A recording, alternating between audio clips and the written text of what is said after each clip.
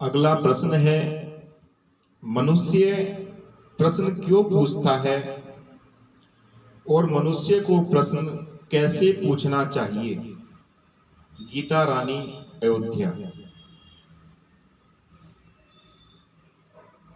आपके प्रश्न को जानकर यह प्रतीत होता है कि या तो आप बहुत अधिक प्रश्न पूछ चुके हैं और उन प्रश्नों के उत्तर आपको इतने भ्रमित कर रहे हैं कि आप स्वयं में यह प्रश्न कर रहे हैं कि मैंने प्रश्न पूछे ही क्यों थे। कई बार हम ऐसे प्रश्नों को पूछ लेते हैं जिनका उत्तर हमारे लिए बहुत ही खतरनाक होता है, बड़ा भयभीत कर देता है। उसका जवाब हमारे लिए उचित नहीं था, लेकिन फिर भी हम पूछ लेते हैं।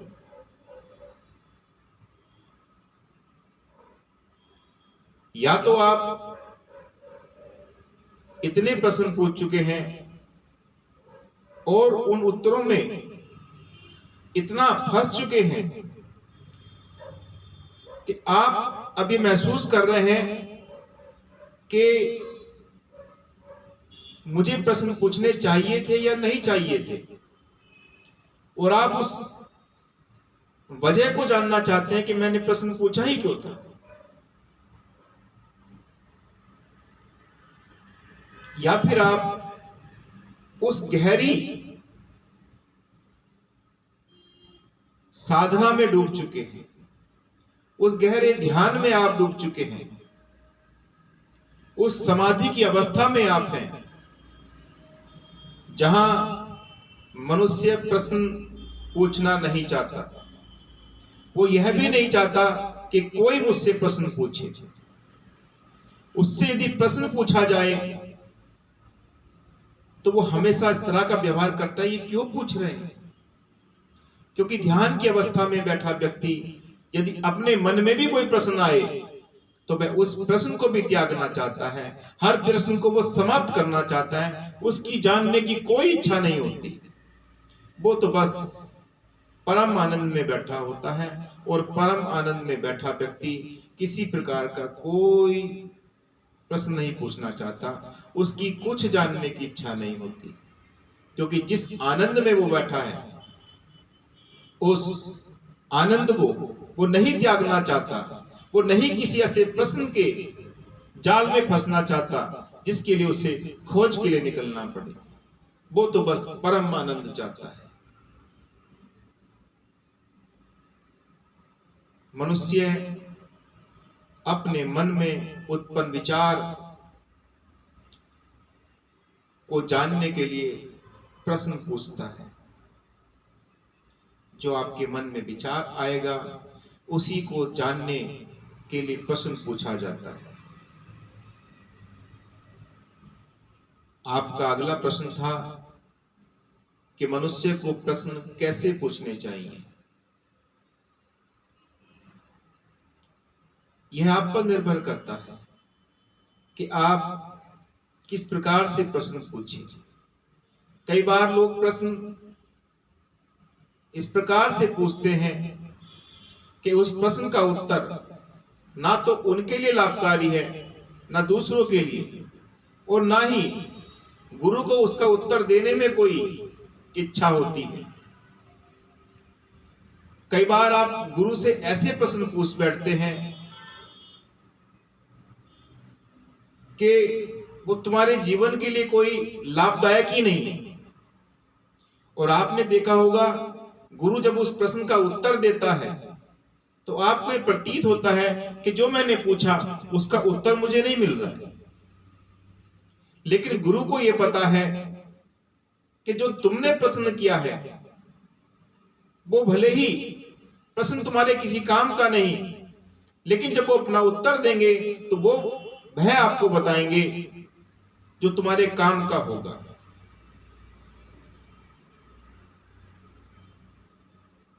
कई बार बिना तर्क के प्रश्न किए जाते हैं। चार प्रकार के प्रश्नकर्ता होते हैं। एक वो प्रश्नकर्ता जो ज्ञानी होता है, ज्ञानी, जिसकी कभी कोई प्रश्न करने की इच्छा नहीं होती, क्योंकि वो प्रश्न इसलिए नहीं करता कि वो ज्ञान और प्राप्त नहीं करना चाहता, वह प्राप्त करना चाहता है,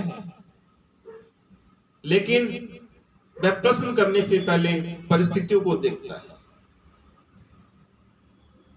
और ज्ञानियों को कभी प्रश्न करने की आवश्यकता नहीं होती। ज्ञानी तो बस गुरु के पास यदि आकर के बैठ भी जाए तो गुरु यह महसूस कर लेता है कि अब मेरे इस ज्ञानी शिष्य की क्या अभिलाषा है, और गुरु को वह जवाब देने की आवश्यकता भी नहीं होती। वह ज्ञानी अपना जवाब स्वतः ही प्राप्त कर लेता है। एक बार भगवान महात्मा बुद्ध अपने शिष्यों को ज्ञान दे रहे थे। काफी वर्षों से शिष्य उनसे ज्ञान प्राप्त कर रहे थे, क्योंकि वो शिष्य उसी दिशा में आगे बढ़ना चाहते थे।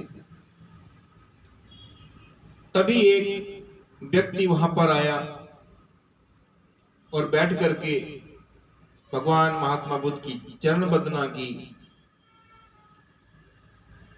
और बोला, भगवान, मैं नहीं जानता कि मैं क्या जानने चाहता हूं, मुझे नहीं पता।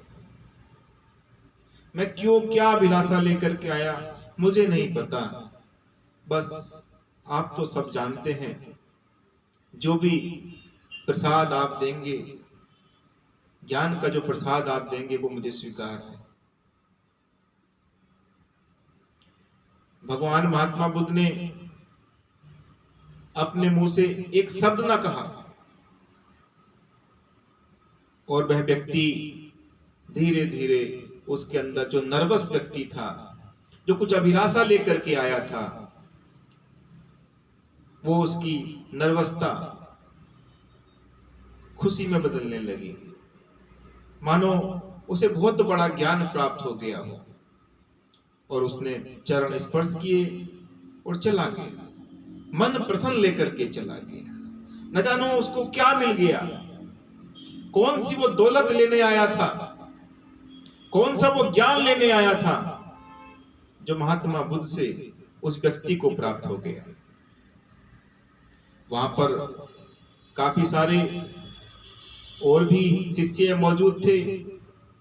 शिष्यों ने कहा कि भगवान, हमसे ऐसी कौन सी भूल हो गई, हम आपसे न जाने कितने प्रश्न करते हैं और वह ज्ञान हमें नहीं प्राप्त हो रहा जिससे हम खुश हो जाएं, सुखी हो जाएं।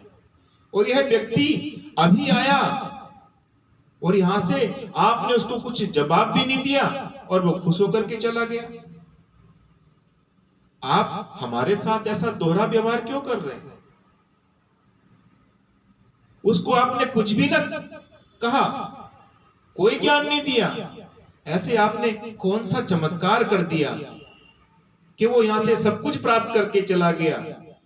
हम इतने दिनों से आपकी सेवा में लगे हुए हैं, लेकिन आपने हमें वह परम आनंद का सुख ना दिया जो ये लेकर के क्षण भर में चला गया। ऐसा दोहरा व्यवहार क्यों? भगवान महात्मा बुद्ध ने कहा कि घोड़े चार प्रकार के होते हैं। एक वो घोड़ा जिसको कितना भी मारा जाए परंतु वो आगे नहीं चलता है। एक घोड़ा वो होता है जिसको थोड़ा छड़ी से मारने पर वो आगे बढ़ता है। एक वो घोड़ा होता है जिसको थोड़ा पुचकारा जाए, हाथ उस पर फिराया जाए तो घोड़ा आगे चलने लगता है, यात्रा करता है। लेकिन एक घोड़ा वो होता है